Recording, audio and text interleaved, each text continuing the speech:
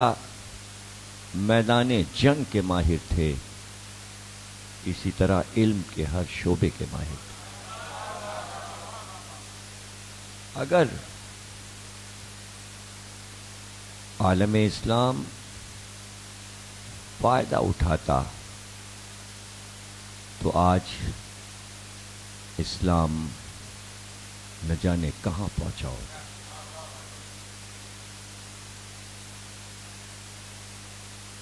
صرف اگر میدان جنگ کی ہی بات ہو تو جتنی لڑائیاں دنیا میں علی نے لڑیں اتنی لڑائیاں دنیا کے کسی انسان نے نہیں لڑی۔ اور آخر میں اپنے زمانے میں پھر 3 لڑائیاں لڑیں تو بدر سے اور علی کی آخری لڑائی صفین تک دیکھتے چلے جائیے کہ اس شعبے کے جتنے بھی علوم ہو سکتے تھے وہ سب آپ کو علی میں نظر آئے۔ یعنی میدان جنگ میں صرف یہ نہیں ہے کہ اسلحے ہی چلیں، اصول میں صرف یہ نہیں ہے کہ صرف مار کاٹ ہو، بلکہ کچھ اور باریکیاں جو کہ میدان جنگ کے اصولوں میں داخل، اور اس چیز کو علی نے اصول اور دستور بنا کر خطبوں کی شکل میں دے دیا۔ علی سے پہلے کسی بھی بہادر نے، کسی بھی فاتح نے اپنے سپاہیوں کو یہ نہیں سمجھایا تھا کہ تمہارا سفر میدان جنگ کی طرف ہے اور لشکر لے کے جا رہے ہو تو تم کس طرح جاؤ اور کیسے سفر گزارو۔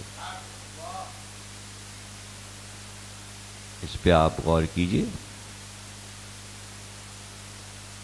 اور جہاں پر جنگ کا منشور سب سے اوپر یہ لکھ دیا گیا ہو ایک سطر میں کہ کبھی جنگ میں پہل نہ کرنا، یہ ایک ایسا اصول علی نے دیا ہے کہ جس پہ جتنا سوچا جائے وہ کم ہے اور جتنا لکھا جائے وہ کم ہے۔ دنیا کی ہر فوج اگر علی کے اس اصول کو سب سے اوپر لکھ لے کہ ہم جنگ میں پہل نہیں کریں گے تو کائنات میں کبھی کوئی جنگ ہی نہیں ہوگی۔ اور یہاں سے آپ علی کے میدان جنگ کے اصولوں کو دیکھتے چلے جائیے کہ جہاد کا اصل تصور علی نے مسلمانوں کو کیا دیا۔ تم لشکر لے کر جا رہے ہو اور روانہ ہوئے ہو، لیکن جو باتیں میں تمہیں بتا رہا ہوں اس کا خیال رکھنا۔ دیکھو جہاں تم جا رہے ہو وہاں پہنچنے کے لیے اگر کوئی آسان ترین راستہ ہو تو اس کو اس لیے اختیار نہ کرنا کہ راستے میں شاید ہرے بھرے میدان نہ ہوں، اس سے یہ نقصان ہوگا کہ منزل پہ تو جلدی پہنچ جاؤ گے لیکن تم جن گھوڑوں پہ سوار ہو انہیں راستے میں کھانے کو نہیں ملے گا۔ چاہے دور کا راستہ ہو لیکن اس راستے کو اختیار کرنا کہ جہاں ہرے بھرے میدان ہوں، تاکہ تمہارے جانور بھوکے نہ رہیں اور راستے میں سیر ہو جائیں۔ لیکن یہ خیال رکھنا کہ وہ قدرتی میدان ہوں، وہاں سے گزرنا، لیکن اگر راستے میں کسی کی زراعت ہو اور کسی کے کھیت ہوں اور اس میں فصل اگی ہو تو کبھی اس پر سے نہ گزرنا کہ ان کی کھیتی پامال ہو جائے۔ اس میں احتیاط کرنا کہ کھیتوں پر سے نہ گزرنا، کسی کی زراعت کو تباہ نہ کرنا، اور یہ خیال رکھنا کہ اگر تم پانی پی رہے ہو تو اپنے سواری کے جانوروں کو پانی پہلے پلا دینا، اس کے بعد تم پانی پینا۔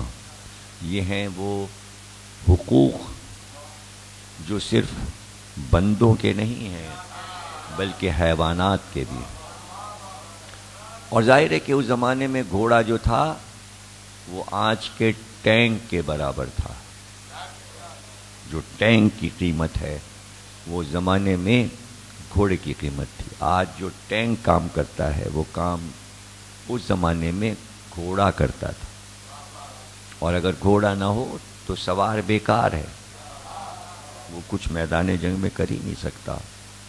تو اس لیے مولا فرما رہے ہیں کہ وہ لشکر کا حصہ ہیں، وہ لشکر کا حصہ ہیں۔ پھر فرمایا کہ دیکھو ایسا نہ ہو کہ تم آبادیوں سے گزرو تو ان کو کوئی اذیت ہو، اور جنگ فتح کر لو، اور اگر تم ان کو قیدی بنا رہے ہو جو تمہارے مقابل لڑ رہے تھے تو ان قیدیوں میں سے اگر بچے ہوں تو انہیں قیدی نہ بنانا، اور اگر عورتیں ہوں تو انہیں قیدی نہ بنانا، ان کے بازو نہ باندھنا، اور ان کی بے حرمتی نہ ہونے پائے۔ یہ پورا میدان جنگ کا منشور لکھ کر علی نے نہج البلاغہ میں رکھ دیا۔ اب ایک طرف فوج ہے جو ملک کا ایک بڑا حصہ ہے، اور دوسری طرف حکمراں طبقہ ہے جو حکومت کرتا ہے، جس کے زیر نگرانی فوج بھی ہوتی ہے۔ فوج حکومت کی حفاظت کرتی ہے، حکومت فوج کی پرورش کرتی ہے، اور حکمراں طبقے میں منسٹر ہوتے ہیں، وزراء ہوتے ہیں، صوبے دار ہوتے ہیں۔ تو اب ایک خط ان کے لیے لکھا اور ان کو بتایا کہ بھائی تم صوبے میں کس طرح گورنر بن کے جاؤ۔ تو اپنے صحابی مالک اشتر کو ایک منشور لکھ کر دے دیا، یعنی وہ خط صحابی مالک اشتر کے نام ہے، کہ جس میں ایک ایک باریک سے باریک اصول بتا دیا کہ مشورت کیا ہے، مشیر تمہارا کیسا ہو، دیکھو ہر ایک کی بات پر یقین نہ کر لینا، لگائی بجائی کی باتوں کو پہلے تحقیق کی نظر سے دیکھ لینا، ایسے نہ ہو کہ ان جملوں سے کسی دوسرے کو، مخلوق خدا کو نقصان پہنچ جائے، زیادہ دیر وقت ضائع نہ کرنا، باتیں زیادہ نہ کرنا، کام زیادہ کرنا، اپنی ڈیوٹی اس طرح ادا کرنا جیسے تم اللہ کی عبادت کرتے ہو۔ اور دیکھو یہ خیال رہے کہ جو بھی مال تمہیں مل رہا ہے وہ تمہارا نہیں ہے بلکہ پورے ملک کے عوام کا اس پر حق ہے، ایسا نہ ہو کہ وہ ایک جگہ جمع ہو جائے۔ ایک صحابی نے مولا علی کے دعوت کی اور وہ بصرے کا گورنر بھی تھا، اس نے کہا کہ آپ میرے گھر کھانے پہ آئیے۔ تو جب مولا علی پہنچے تو گھر کی سجاوٹ اور محل سرا کے جو چیزیں لگی ہوئی تھیں، اس میں جو قالین بچھے تھے، انہیں دیکھ کر آپ نے فرمایا کہ کیا یہ تمہارا ذاتی مال ہے جس سے یہ بنا ہے؟ اور اگر یہ حکومت کے مال غنیمت اور خزانے سے لے کر تم نے بنایا ہے تو اس پہ اتراؤ نہ کہ تم امیر ہو گئے۔ امیر تم جب ہوئے ہو جب تم نے کچھ غریبوں کا حق مارا ہے تو تم امیر ہو۔ یعنی یہ اصول بتا دیا اب دیکھیے علی کے بتائے ہوئے اصول مسلمان ملک کیوں نہیں اپناتے؟ اس لیے کہ وہ تو فرعون اور نمرود کی فکر لے رہے ہیں. انہیں محلوں میں رہنا ہے، انہیں دولت جمع کرنا ہے، انہیں غریب پر حکومت کرنا ہے امیر بن کر. نہ وہ علی کی طرح رہ سکتے ہیں سادے لباس میں، نہ وہ علی کی طرح پیدل چل سکتے ہیں، نہ وہ علی کی طرح یہ کام کر سکتے ہیں کہ بغیر باڈی گارڈ اور بغیر پہرے دار اور سنتری کے علی تنہا بازار میں نکل جاتے تھے. کبھی ادھر ادھر علی کے تلواریں لے کے کوئی حفاظت میں نہیں چلا، بلکہ شہادت کی رات شب ضربت لشکر پورا آ گیا تھا اور محمد حنفیہ اور حذیفہ کے بیٹے لشکر لے کے آ گئے تھے. تو آپ نے کہا تھا اس کی کیا ضرورت ہے؟ کہ کچھ ایسے لوگ نظر آئے ہیں کوفے میں کہ جو چہرے سے مجرم لگتے ہیں اور ان کے ارادے نیک نہیں لگتے، اس لیے ہم چاہتے ہیں کہ ہم آپ کی حفاظت کریں، آپ کے گھر کا پہرا دیں. تو آپ نے فرمایا کہ یہ بتاؤ اگر کسی کی موت آنے والی ہے تو کیا تم روک سکتے ہو؟ اور جس کی نہیں آئی اس کی موت تم بلا نہیں سکتے. جو اللہ کی طرف سے ہونے والا ہے اس سے فائدہ کہ تم پہرا دو گے میرے گھر کا، ان کو تکلیف نہ دو اور ان کو کہو کہ یہ اپنے گھر چلے گئے.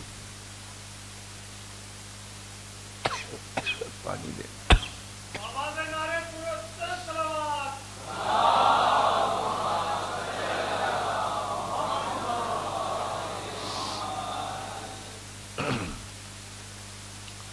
تو غور کیا آپ نے کہ کیسے علی کے اصولوں کو اپنا لیا جائے؟ یہ بتائیے کس طرح اپنا سکتے ہیں؟ جب آمے کا آما ہی ٹیڑھا ہے اور سب ایک رنگ میں ہیں تو کوئی ایک اگر کوشش بھی کرے کہ ہم علی کے اصولوں کو اپنا لیں، اس لیے حکومتی طبقوں میں آپ کو علی کا چرچا نظر نہیں آئے گا، اور کوئی بھی حکمراں علی کی تعریف کرتا نظر نہیں آئے گا. اس کو خطرہ ہے کہ اگر ہم نے علی کی تعریف کر دی تو ہم سے سوال ہوگا کہ پھر ان کے اصولوں پہ کیوں نہیں چلتے، ان کے اصولوں پر کیوں نہیں چلتے. اور پھر علی کے جیسے اصول کوئی دے بھی نہیں سکا. علی نے کبھی کسی ملک پر جارے بن کر حملہ نہیں کیا، کسی آبادی کو آگ نہیں لگائی. دیکھیے آل محمد کا یہ ایک اہم ترین مسئلہ تھا کہ جو دشمن ہے آل محمد کا، جو دشمن ہے علی کو، تو کبھی اس کو چپکے سے ختم نہیں کرا دیا. دیکھیے حکومت اسی پر قائم ہے کہ جب تک اپنے دشمن کو زیر نہ کیا جائے کوئی حکومت کے تخت پر نہیں آ سکتا. اب وہ چاہے تلوار ہو یا کلاشنکوف ہو یا وہ ووٹ ہو، چاہے وہ ووٹ ہو، یعنی مقابل کو قتل کرنا ہے چاہے تلوار سے کر دو یا بندوق سے کر دو یا ووٹ بینک سے کر دو. تو اب چونکہ جمہوریت ہے تو اس میں تو بھائی یہ ہی ہے کہ جس کا ووٹ بینک اس کی واہ واہ، حکومت اس کی. علی نے تو اپنی حکومت میں الیکشن بھی نہیں رکھا. علی نے ایسا نہیں کیا کہ ووٹنگ کرا کے کہتے دشمن ہے اور میں ہوں، ووٹ ڈالیں سارے مسلمان دیکھیں کون جیتتا ہے. کر سکتے تھے علی، لیکن علی نے بجائے اس کے یہ کہا کہ میں اپنے ساتھ کسی کو ووٹنگ میں لاؤں. علی نے بجائے اس کے کہا ہائے یہ دن آ گیا، اس کا نام میرے نام کے ساتھ لیا گیا. تو علی اس منزل پر تھے کہ جہاں علی کے ساتھ کسی کا نام ہی نہیں لیا جا سکتا. دیکھیے اگر علی کے ساتھ کسی اور کا نام لیا جا سکتا تو غدیر خم کی ضرورت نہیں تھی، پھر غدیر خم کی ضرورت نہیں تھی، دوسرا کینڈیڈیٹ تھا ہی نہیں. اس لیے غدیر خم کا واقعہ ہوا کہ بس علی، اور جو دوسرا تھا وہی کہہ رہا تھا کہ جس کا میں مولا اس کا علی مولا. میں ہوں یا علی، میں ہوں یا علی. تو علی نے حکومت کے اصول بتائے، فوج کے اصول بتائے۔ اب حکومت میں شعبے ہوتے ہیں، آپ نام لیتے جائیں، میں آپ کو بتاتا چاہوں کس شعبے کے لیے کیا کہا۔ اگر آپ وزارت خارجہ کہیں گے تو میں اس کے بارے میں بتا دوں گا، آپ وزارت داخلہ بتائیں گے میں اس کے بارے میں بتا دوں گا کہ علی نے کیا کہا، آپ وزارت خزانہ کہیں گے میں اس کے بارے میں بتا دوں گا۔ یعنی جتنی بھی وزارتیں ہیں ان سب میں علی نے ایک اصلاح کی، اور 4 سال کے اندر ایک ایسی کامل اسلامی حکومت کا تصور دیا جو اس سے پہلے تھا نہ اس کے بعد بن سکا، بعد نہیں بن سکا، اور پھر ان اصولوں پر عمل کیا۔ دیکھیے ملک کی مضبوطی 2 چیزوں پر ہے، کوئی بھی ملک ہو، ایک وزارت خارجہ، ایک وزارت داخلہ۔ ایک وزیر ہوتا ہے خارجہ باہر کے لیے، ایک ہوتا ہے داخلہ اندرون ملک کے لیے۔ پاکستان میں سال میں 10 تو خارجہ اور داخلہ بدلتے ہیں، اور حکومت ان سے ناراض ہو جاتی ہے، اور وہ کسی ایک مسئلے پر ناراض ہو گئے وہ پھر الگ ہو جاتے ہیں، پھر وہ دوسری پارٹی جوائن کر لیتے ہیں، کبھی داخلہ ناراض کبھی خارجہ ناراض۔ علی نے وزارت پر زور نہیں دیا، علی نے اصول پہ زور دیا۔ اور یاد رکھیے وزارت خارجہ اور وزارت داخلہ دونوں کو ساتھ میں برابر رکھنا پڑتا ہے۔ اگر دونوں میں سے کوئی ایک چیز بھی ناکامیاب ہو جائے تو وہ ملک کے لیے پستی کی نشاندہی ہو اور ملک زوال کی طرف چلا جاتا ہے۔ خارجہ میں یہ ہے کہ جتنے ملک دنیا میں ہیں ان سے آپ کا رابطہ کیسا ہے۔ اب آپ اپنے ملک میں دیکھ لیجئے کہ کیا عالم ہے کہ بھئی سب سے بڑا ملک دنیا میں امریکہ ہے، اور آپ کی خارجہ پالیسی کے مطابق کبھی دوستی کبھی لڑائی، کبھی دوستی کبھی لڑائی۔ حد یہ ہے کہ جو سفیر وہاں رہ رہا ہے اسی کو واپس بلا لیا گیا، اسی کی چیکنگ ہو رہی ہے کہ وہ خارجہ چلا کیسے رہا تھا۔ تو پتہ چلا کہ خارجہ پالیسی مثلا پاکستان کی ناکامیاب جا رہی ہے، اس لیے کہ یورپ والوں سے اچھے تعلقات نہیں ہیں، امریکہ والوں سے نہیں ہیں، اور آپ دیکھیے کہ کوئی ملک یہاں کے سربراہوں کو دعوت پر بلاتا بھی نہیں، خود ہی اپنا دکھانے کو چلے گئے، کبھی ایران چلے گئے، کبھی سعودی عرب چلے گئے، کبھی ترکی چلے گئے، مطلب ہم دوروں پہ جا رہے ہیں۔ اور انگلینڈ وغیرہ تو سب گھومنے پھرنے چلے جاتے ہیں کہ بھئی انگلینڈ تو ہر ایک ہی جا سکتا ہے گھومنے کے لیے، لیکن بلائے نہیں جا رہے ہیں۔ پھر لکھ دیا جاتا ہے نجی دورہ ہے، سرکاری دورہ نہیں ہے، مطلب گئے ہیں لیکن بلایا نہیں گیا، بلایا نہیں گیا۔ اور وہاں والوں کو کیا بلائیں، اس لیے کہ یہاں باہر کا کوئی آنے کو تیار ہی نہیں، اس لیے کہ داخلہ صحیح نہیں ہے۔ داخلہ کے حالات جو ہیں خراب ہیں، اور وہ اتنے خراب ہیں کہ ہر بار داخلہ والا کہتا ہے بس اب کی دفعہ تو سب ٹھیک ہو گیا، اور پھر جب ہو جاتا ہے پھر کہتا نہیں اب کی تو ٹائٹ کر دیا ہے، اور کمر توڑ دی ہے، اور یہ کر دیا ہے، وہ کر دیا ہے، پتہ نہیں کیسے ٹوٹی کمر میں وہ پھر لوہے کی سلاخ لگوا کے وہ پھر کھڑے ہو جاتے ہیں۔ تو یہ داخلہ اور یہ خارجہ علی سے پوچھو کہ علی نے اپنی وزارت خارجہ اتنی مضبوط رکھی کہ ایک جملے میں آپ اس قیمتی جملے کو اگر چاہیں تو موتیوں میں تول لیں جو میں کہہ رہا ہوں، تاریخ میں ڈھونڈیں گے یہ سب نہیں ملے گا، میں تو 1 سیکنڈ میں ساری ریسرچ پیش کر دیتا ہوں آپ کے سامنے۔ علی کے 4.5 سال حکومت کے دور میں آس پاس کا ایک ملک علی کے ملک پر حملہ نہیں کر سکا، اس لیے قریب کے سارے ملک جانتے تھے کہ اگر ہم لڑائی چھیڑیں گے تو ہم شکست کھا جائیں گے۔ آج یہ کام کس سے لیا جا رہا ہے؟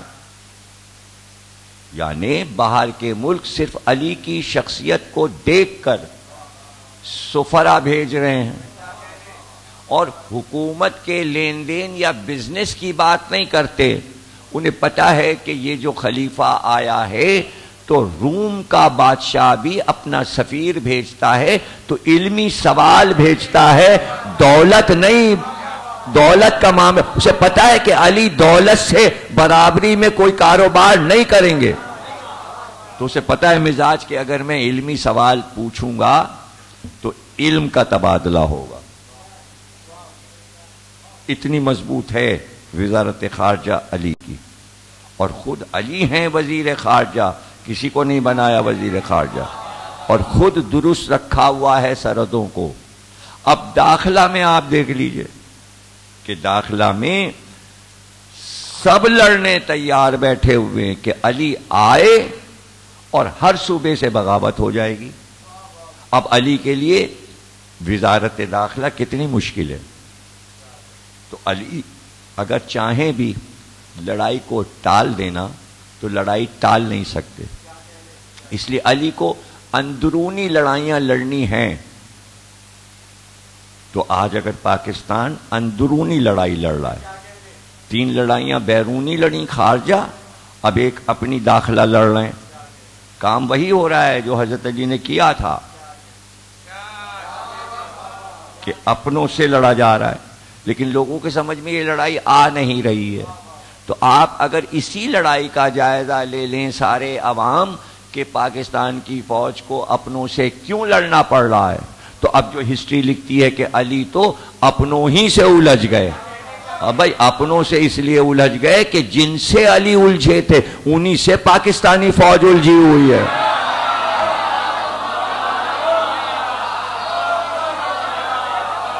بھائی وہی تو تھے.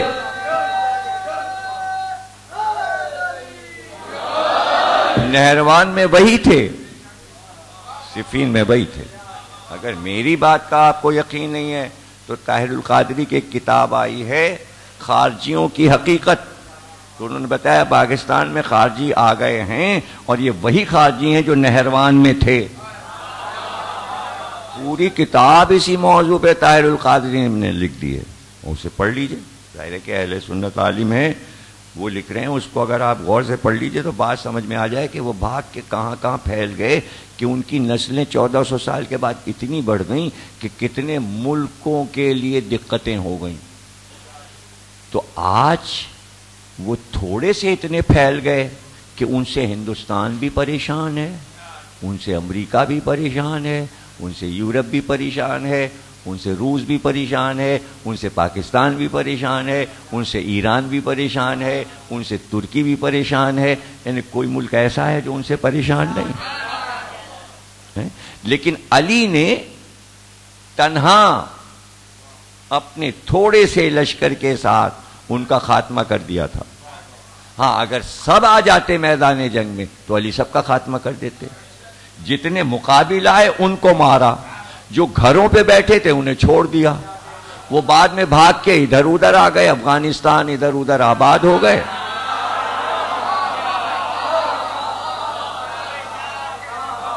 اب علی یہ کر نہیں سکتے تھے. علی کے اصول میں یہ نہیں تھا کہ گھروں میں بستیوں میں جا کے مارا جائے. علی صرف اس کو مارتے تھے جو مقابل آ جائے، جو علی سے لڑنے آ جائے اس سے جنگ کرتے تھے. ان کی بستیوں پہ حملہ نہیں کرتے تھے. یہ علی کا اصول تھا. تو اب آپ دیکھ لیجئے کہ اگر مسلمان سب مل کے ان کو ختم کرنا چاہتے ہیں تو ختم کر دیں، اور اگر نہیں ختم کر سکتے تو دوسرا طریقہ ہے. اور وہ دوسرا طریقہ یہ ہے کہ ان کو راہ راست پہ لے آیا جائے. اور اس کے لیے ضروری یہ ہے کہ صحیح عقائد ان تک پہنچا دیے جائیں. اور صحیح عقائد پہنچانے کے لیے بیچ میں علی آئیں گے، ورنہ عقیدہ درست نہیں ہوگا. اب آپ کے سمجھ میں آیا کہ ہم اتنا شدت سے علی کے فضائل کیوں پڑھتے ہیں؟ اگر نہ پڑھ رہے ہوتے تو خدا کی قسم جتنے محبت علی والے نظر آ رہے ہیں یہ سب خارجی ہوتے.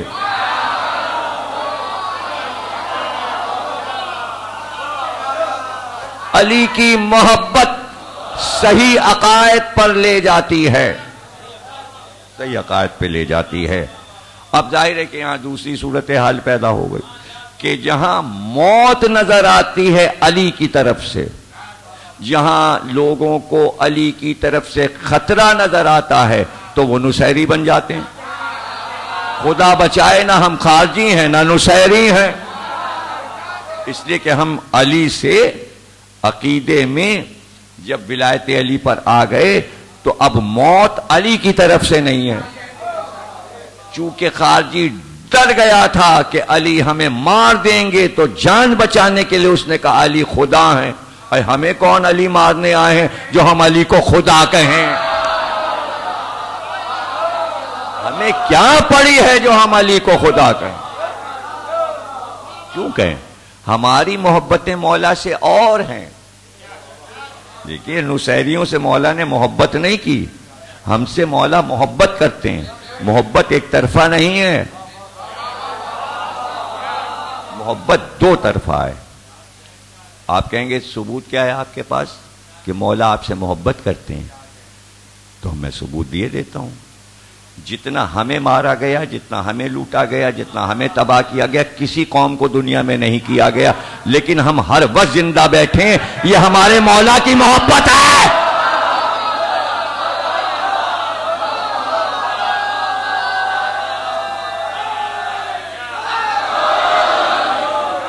یہ ہمارے مولا کی، اور یہ زندگی جو مل گئی، یہ حوصلہ جو مل گیا، نہ ہوتے قمبر تو یہ حوصلہ کیوں ملتا، نہ ہوتے میسم تو یہ حوصلہ کیوں ملتا، نہ ہوتے کمیل تو یہ حوصلہ کیسے ملتا، نہ ہوتے رشید حجری تو یہ حوصلہ کیسے ملتا، نہ ہوتے حجر بن عدی تو کیسے ہمیں حوصلہ ملتا.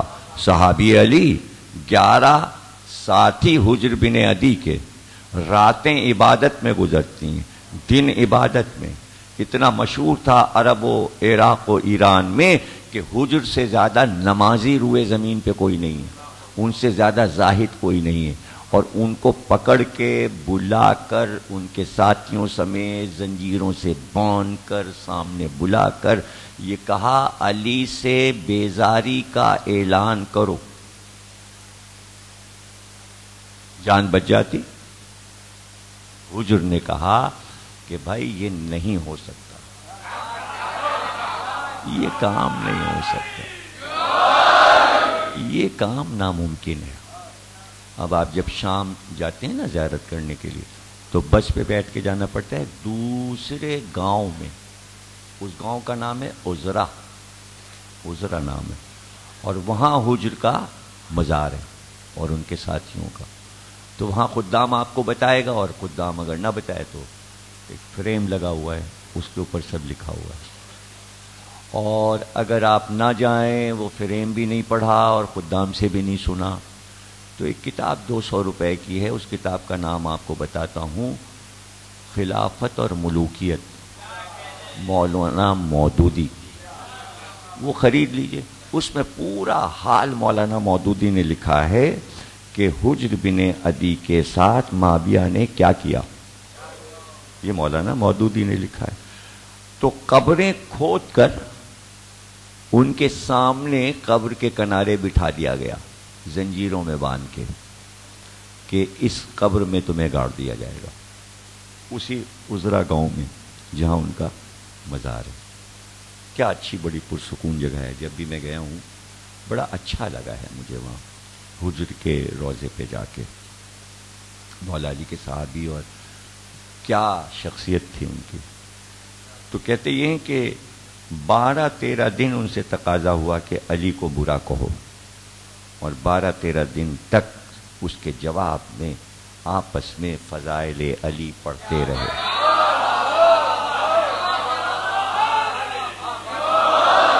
یا عبادت میں مصروف رہے. ہاتھ پیر قطع کر دیے گئے، مار دیا گیا.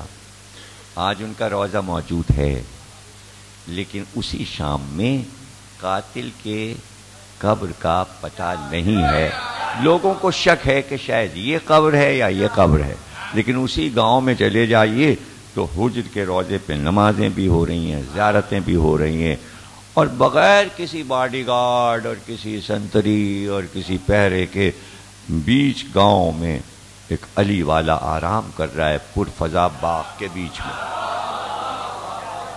اور لوگ ہیں کہ جو جاتے ہیں شام تو جا کے دیکھتے ہیں چلو حجر کا روضہ بھی دیکھیں، حجر کے روضے کی بھی زیارت کریں. تو یہ تھے وہ علی والے جنہوں نے ہمیں حوصلہ دیا، اور 1400 برس میں ہم نے ان سے حوصلے کو لیا، اور اسی حوصلے کے سہارے ہم ذکر علی کر رہے ہیں. اب لوگ کہتے ہیں صاحب ذکر علی نہ کیجئے، فضائل علی نہ پڑھیے. یہ کیا بات ہے بھائی؟ اور ایک اور تقاضا ہوتا ہے اعمال پہ زور دیجئے. ارے بھائی اعمال بنیں گے ہی نہیں محبت علی کے بغیر. جتنا آپ علی کو پڑھتے جائیں گے، سنتے جائیں گے، عمل آپ سے آپ بنتا جائے گا. اور اگر پوچھنا ہے تو یہ میسم سے پوچھ لو، کمیل سے پوچھ لو، رشید حجری سے پوچھ لو، قمبر سے پوچھ لو، وہ تو صرف ذکر علی کرتے تھے، اور ان کا کام ہی تھا ذکر علی کرنا. اور آپ کا کام بھی ہے ذکر علی کرنا. آپ کے ذمے یہ ڈیوٹی لگی ہوئی ہے. آپ کسی حدیث، کسی روایت سے یہ ہم کو لا کے دکھا دیجئے کہ امام زمانہ نے یہ کہا ہو کہ تم یہ کام کرنا ہو، یہ کام کرنا. یہ بتائیے امام زمانہ اپنے دادی کے علاوہ کوئی بیان دے سکتے ہیں؟ جب زہرا نے کہہ دیا ذکر حسین کرتے رہنا، وہی مہدی کو کہنا ہے. اور اگر رسول اللہ نے کہا اپنی مجلسوں کو علی کے ذکر سے زینت دینا، تو وہی امام مہدی کو کہنا. الگ سے کوئی فتویٰ نہیں آئے گا.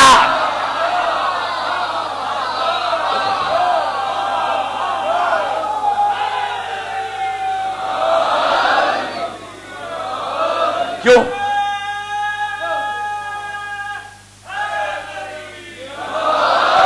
ذکر علی کے فوائد ہیں، غم حسین کے فوائد ہیں، بہت فوائد ہیں. غیر قوموں نے فائدہ اٹھا لیا. ہمارے یہاں اختلاف چل رہا ہے، ہو کہ نہ ہو. یہ کبھی سوچا بھی نہیں تھا بچپن سے جوانی تک کہ کبھی ایسا ہوگا ہمارے میں سے کچھ نکل کے کہیں گے یہ نہیں، یہ کر لو. یہ تو کبھی تصور ہی نہیں تھا. اس لیے کہ آنکھ کھول کے یہ دیکھا کہ غیر اقوام مری مٹی پڑی ہوئی ہیں امام حسین پر. ہم نے تو اپنی آنکھ سے یہی دیکھا کہ ہندو قوم بھی عقیدت سے دوڑی چلی آ رہی ہے محرم میں امام حسین کی طرف. ہم نے یہی دیکھا کہ عیسائی بھی چلا آ رہا ہے. ہر قوم، اقوام عالم عاشق حسین. اور آج بھی یہی عالم ہے، پورے ورلڈ میں. نکل جائیے. اور پھر میں بار بار کہتا ہوں کہ کتاب دیکھنے کی ضرورت نہیں، کمپیوٹر کھول لیجئے، آپ کو پتہ چل جائے گا. ہیڈنگ آئے گی ہندو گھر میں تعزیہ رکھا ہے. صرف کمپیوٹر کے دیجئے، لکھ کے دیجئے، آپ سرچ کیجئے اس کے اوپر یہ لکھ کے دیجئے ہندوؤں کا جلوس دکھا. اے کمپیوٹر دکھا، دڑا دڑ کمپیوٹر ہندوؤں کے جلوس دکھا. مسلمانوں کے الگ، سنیوں کے الگ. کمپیوٹر میں کئی سو سنیوں کے جلوس ہیں علم اور تعزیے کے، کئی سو جلوس ہندوؤں کے. ان کا بھی تعزیہ دیکھیے، ان کا طریقہ دیکھیے. اور انیتا رائے ہندو ہے لندن کی، اور وہ لکھتی ہے کہ میں نے دیکھا کہ ایک ہندو کے گھر میں تعزیہ رکھا ہے تو میں اس میں چلی گئی، اس لیے کہ میں خود ہندو تھی. اس میں بیان ہے اس کا اپنی کتاب میں، حضرت زینب کی کتاب میں اس نے لکھا ہے. تو وہاں پر ایک نوجوان لڑکا بیٹھا ہوا تھا 17-18 سال کا. تو اس سے اس نے کہا کہ بھئی تمہارا کیا تعلق ہے تعزیے سے اور امام حسین سے؟ تو اس نے کہا کہ ہمارا ہی تو تعلق ہے، مسلمانوں کا کوئی ٹھیکہ تھوڑی ہے. اور پھر اس لڑکے نے، جوان لڑکے نے جو بولنا شروع کیا تو اس کا پورا بیان اس نے چھاپا ہے کہ اس نے ثبوت اور دلائل دیے کہ ہمیں امام حسین سے کیا ملا ہے اور ہم نہیں چھوڑ سکتے امام حسین کو، اور اس تعزیے نے ہمیں کیا دیا. اور اس طرح کے بیانات آپ کو دیکھنے ہیں تو آپ کمپیوٹر پہ دیکھ لیجیے، سب پڑا ہوا. تو ہم کہاں بیٹھے ہیں، ہم نے کیا سوچ بنائی ہے، ہم کدھر چلے جا رہے ہیں. ہم تھوڑے سے بہکاوے میں ذرا سے میں آ جاتے ہیں اور ہم پریشان ہو جاتے ہیں، لوگوں کا ذہن الجھ جاتا ہے. لوگ اسی میں لگے ہوئے ہیں، یہ کیا ہے بھئی، اب بند کرو، یہ جھولا کیا ہے، یہ تابوت کیا ہے، یہ مہندی کیا ہے. آپ کو کیا پتا کہ اس میں کیا ہے؟ اس لیے کہ میں اس کے جواب میں یہ کہتا ہوں کہ اگر آپ سے کوئی پوچھے جھولے کی کیا ضرورت ہے اور مہندی کی کیا ضرورت ہے اور تابوت کی کیا ضرورت ہے اور علم کی کیا ضرورت ہے، تو اس سے صرف یہ پوچھئے حجر اسود کی کیا ضرورت ہے، مقام ابراہیمی کی کیا ضرورت ہے، وہ عرفات میں جو 3 پتھر کڑے ان کی کیا ضرورت ہے، بھئی کیا ضرورت ہے؟ تو کچھ ضرورت ہے جبھی تو سب ہے، تو اس کی بھی ضرورت ہے۔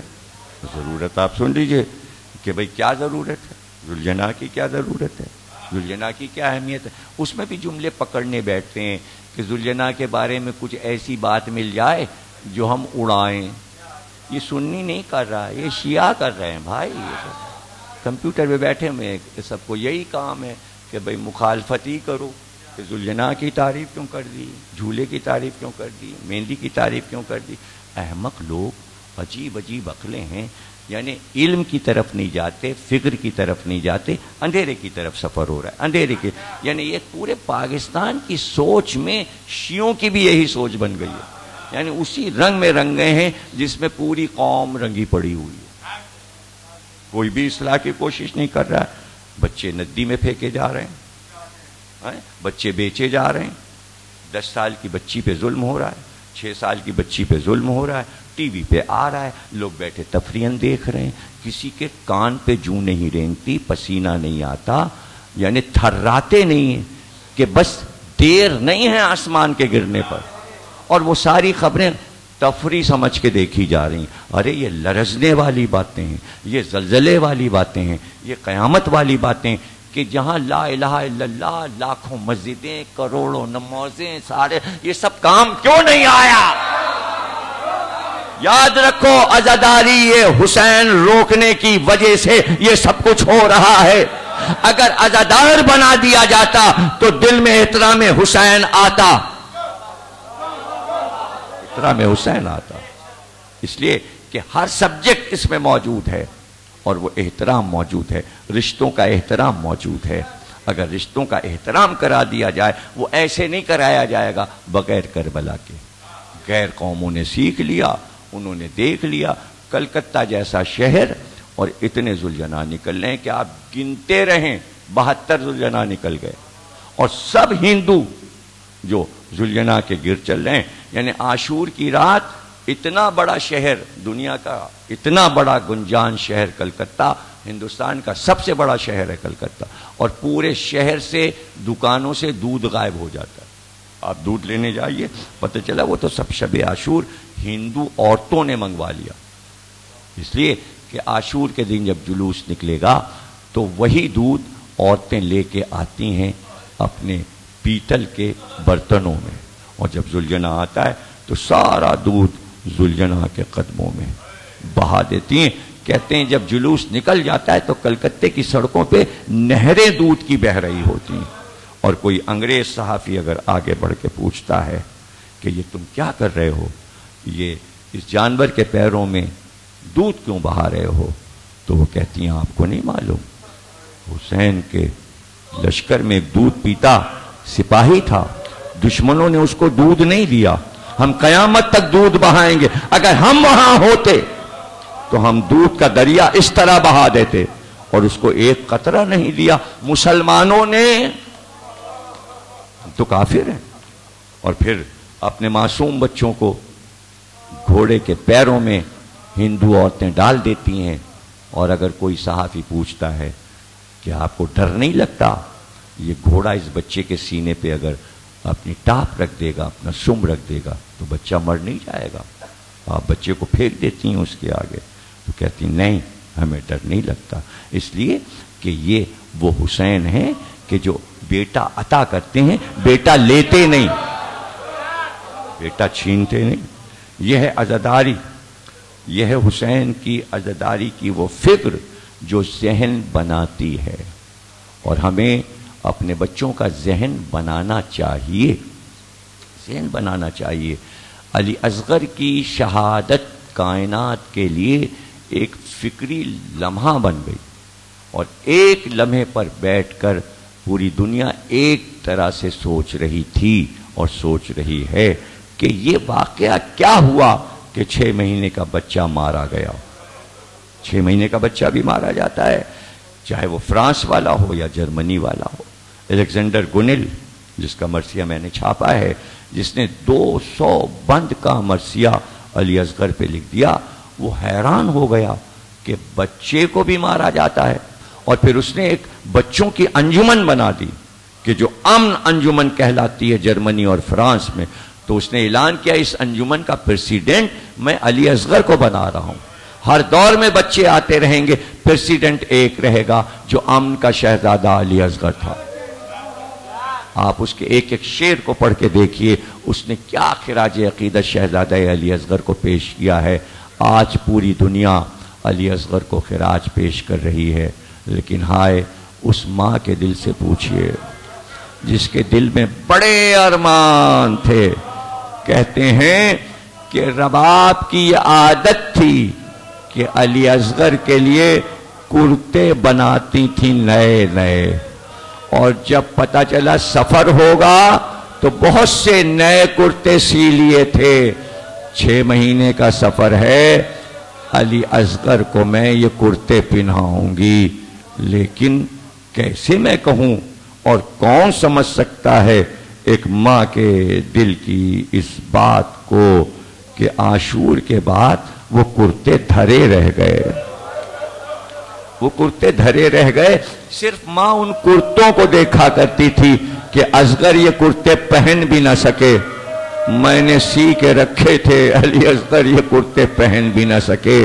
قیامت تو جب ہوئی کہ رباب نے اپنی چادر میں وہ کرتے چھپا کر اپنے سینے سے لگا لیے تھے، اور جب علی اصغر کا جھولا بھی جل گیا کربلا میں تو سب تو لاشوں پہ گر رہے تھے. رباب جھولے کی جلی لکڑیاں ڈھونڈ ڈھونڈ کے جب میرے لال کا جھولا جل گیا تو جھولے کی لکڑیوں کو چادر میں چھپا کے دامن میں لیے قید خانے میں بھی سینے پہ رکھے رہتی.